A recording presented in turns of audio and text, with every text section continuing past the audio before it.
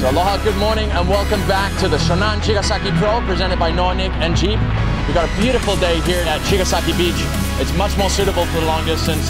Fortunately, not as fierce as yesterday's sprint racing, but a great mix of international and Japanese athletes set off for an amazing start here with Mount Fuji behind us.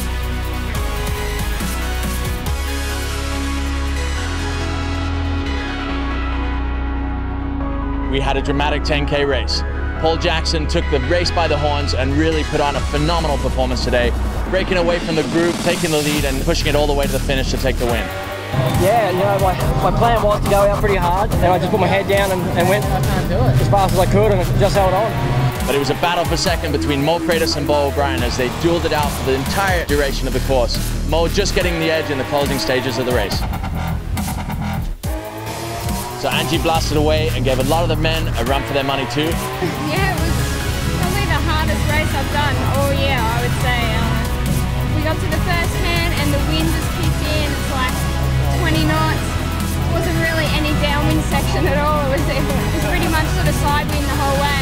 A great performance from the Australian, but great to see the local paddler Taipei Yokoyama putting on a phenomenal performance both in the sprint racing and the long distance racing.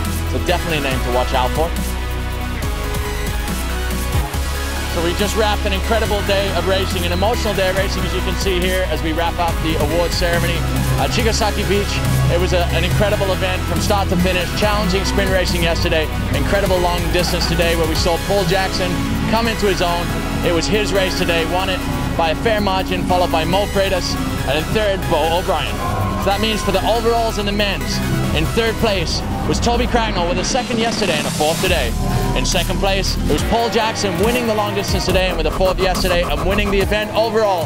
An ecstatic Mo Freitas, $5,000 richer today, winning the sprint racing and finishing in second overall in the long distance. Feels good. I mean, besides the money, you know, it also feels great just because here in Japan, I mean, I just love the people they're after. They're super cool. So it was another dominant affair by Angie Jackson from Australia. She won convincingly the long distance today with 2 bullet wins. That's an overall win again here for Angie Jackson in Japan.